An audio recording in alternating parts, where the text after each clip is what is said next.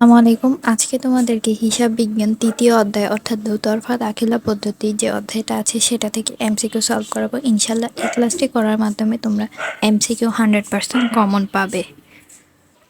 এই অধ্যায়ে মূলত তিনটা টপিক থেকে তোমাদের খুব বেশি এমসিকিউ প্রশ্ন আসে। প্রথমে আসে হিসাব চক্র, যে টপিকটা আছে ওইটা থেকে, আরেকটা আসে হিসাব চক্রের যে ব্যাখ্যাগুলো থেকে, আরেকটা আসে একতরফা দাখিলা পদ্ধতির সূত্রগুলো থেকে। তো যাই হোক, আমরা সবগুলো টপিক সুন্দর করে তোমাদেরকে বুঝিয়ে দেব একদম কম সময়ে। তুমি কমার্সে পড়ো, তোমার এটা জানতে হবে যে আসলে হিসাব বিজ্ঞানের জনক কে। তো হিসাব বিজ্ঞানের জনক কিন্তু লুকা পেসিওলি। তো লুকা পেসিওলি মূলত দুতরফা দাখিলা পদ্ধতিরই জনক। তো উনি ইতালির, ঠিক আছে, আর তিনি প্রসিদ্ধ গণিতবিদ। ইটালি 1494 খ্রিস্টাব্দে এই ধারণা দেন দুতরফা দাখিলা পদ্ধতি। এখানে মোট তোমরা 3টা এমসিকিউ পেয়েছ। এবার দেখো, দুতরফা দাখিলা একটি বিজ্ঞানসম্মত প্রক্রিয়া, ওকে, কিন্তু একতরফা দাখিলা আবার বিজ্ঞানসম্মত না। আবার দেখো, প্রতিটি লেনদেনের কয়টা পক্ষ থাকবে? আমরা কালকেই পড়ছিলাম 2টা পক্ষ, একটা দাতা আর একটা গ্রহীতা।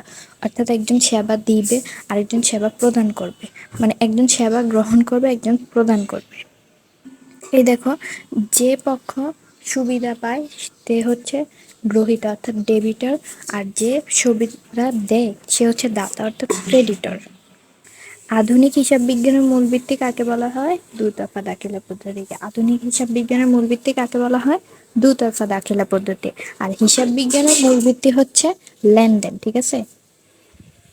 এখানে আরো কিছু দেওয়া আছে, এগুলো তোমরা একটু পড়ে নিবা। হ্যাঁ, এবার আসলে ডেবিট ক্রেডিট নির্ণয়ের কিছু কৌশল শিখে নেই।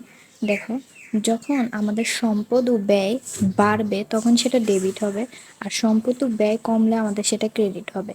সেম টু সেম এখানে এটার বিপরীত, দায় আয় মালিকানা সত্ত্ব যদি বাড়ে তাহলে ক্রেডিট হবে, আর কমলে ডেবিট হবে। যখন তোমরা জাবেদা করবে তখন এগুলো আরো বেশি ক্লিয়ার হবে। এই দেখো, আমরা এমসিকিউ 1 নাম্বার টপিকে চলে আসলাম, যে হিসাব চক্র। হিসাব চক্রের ধাপ কয়টা? মোট 10টা। এখন তোমার পরীক্ষায় কিভাবে প্রশ্ন আসবে? বলবে যে চতুর্থ ধাপ কোনটি, তাহলে চতুর্থ ধাপ হচ্ছে খতিয়ানে স্থানান্তর। পঞ্চম ধাপ কোনটি? রেওয়ামিল। আবার এরকম প্রশ্ন করবে যে কার্যপত্র প্রস্তুত হিসাব চক্রের কততম ধাপ, তখন তোমাকে বলতে হবে 7তম, মানে 7ম ধাপ। সো এরকম ভাবেও কিন্তু প্রশ্নগুলো আসবে। তাহলে কি একদম সিরিয়ালে তোমার ঠাড়া মুখস্থ থাকতে হবে এই হিসাব চক্রটা। এবং তোমাদের বইয়ের 30 পৃষ্ঠা 31 পৃষ্ঠা থেকে এগুলোর ব্যাখ্যাগুলো পড়ে নেবে। মাঝে মধ্যে এই প্রশ্নগুলোও করা হয় যে আসলে কোন টপিকে, মানে কেন তৈরি করা হয়, যে লেনদেন কেন, সমাপনী দাখিলা কেন প্রস্তুত করা হয়, এরকম। এবার দেখো, হিসাবের ধারাবাহিক রক্ষা পদ্ধতি চলমান ধারণা নীতি অনুসারে অনির্দিষ্টকাল পর্যন্ত থাকে। এবার দেখো, সকল সম্পদকে কি বলা হয়? ডেবিট করা হয়, আর সকল দায়কে ক্রেডিট করা হয়। আমরা জানি সকল সম্পত্তি কিন্তু ডেবিট হয় এবং সকল দায় ক্রেডিট থাকে। এটা আমরা রেওয়ামিল করলে আরো ভালো বুঝতে পারবো। এবার আসো আমরা দ্বিতীয় টপিক এমসিকিউ, সেটা হচ্ছে একতরফা দাখিলা পদ্ধতির সূত্র। একতরফা দাখিলা কোনো বিজ্ঞানসম্মত পদ্ধতি না, কিন্তু দুতরফা দাখিলা পদ্ধতি কিন্তু বিজ্ঞানসম্মত পদ্ধতি। তো এটা আয়তন ছোট এবং লেনদেনের সংখ্যাও কম। দেখো, একতরফা দাখিলার 3টা সূত্র আছে। 3টা সূত্র অনেক ভালোভাবে তোমার মুখস্থ রাখতে হবে। যেমন লাভ ক্ষতির একটা সূত্র আছে, এটা হচ্ছে সমাপনী মূলধন যোগ উত্তোলন মাইনাস প্রারম্ভিক মূলধন যোগ অতিরিক্ত মূলধন। ইভেন আমাদের সৃজনশীল প্রশ্ন 10 নাম্বারের থাকে এই 3টা সূত্র দিয়ে আমাদের এই অধ্যায় থেকে মাঝে মধ্যে। সমাপনী মূলধনের সূত্র হচ্ছে সমাপনী সম্পদ মাইনাস সমাপনী দায়। প্রারম্ভিক মূলধনেরও সেম সূত্র, প্রারম্ভিক সম্পদ মাইনাস প্রারম্ভিক দায়। তো দয়া করে তোমরা এই 3টা সূত্র একদম মুখস্থ করে ফেলবা, ভাজা ভাজা করে ফেলবা। এবার চলো ইম্পর্টেন্ট কিছু প্রশ্ন তোমাদেরকে বলে দিই।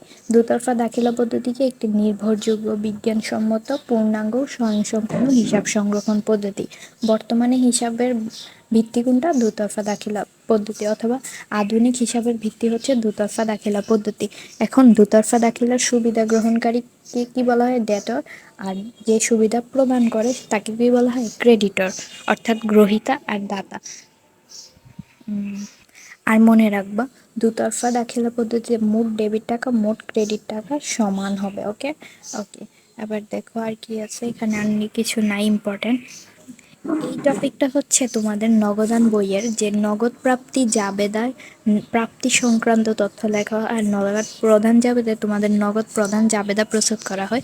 এটা তোমরা নগদান বই একটা চ্যাপ্টার আছে সেটাতে পড়বে। আমরা জানি হিসাব মূলত 5 প্রকার: সম্পদ, আয়, দায়, ব্যয়, মালিকানা সত্ত্ব। কিন্তু হিসাব সমীকরণে মূল কিন্তু 3টা উপাদান আছে। একটা হচ্ছে সম্পদ, দায়, মালিকানা সত্ত্ব। এটা মনে রাখতে হবে। আর্থিক বিবরণী খসড়া স্বরূপ ব্যবহার করা হয়, কার্যপত্র বা ওয়ার্কশিট, এটা মনে রাখতে হবে। তবে তোমাদের এই যে এসএসসি লেভেলে কার্যপত্র তৈরি করতে হয় না, এটা এইচএসসিতে গেলে তোমরা টপিকটা পেয়ে যাবে, সপ্তম অধ্যায় মেবি। তারপর দেখো, একতরফা দাখিলা পদ্ধতি কিন্তু অসম্পূর্ণ এবং ত্রুটিপূর্ণ। আসলে এই অসম্পূর্ণ ত্রুটিপূর্ণতার কারণেই কিন্তু দুতরফা দাখিলা পদ্ধতি আনা হয়েছে। দেখো, লাভ ক্ষতির সূত্রটাও তোমাদের এসেছে, এটা মুখস্থ রাখতে হবে।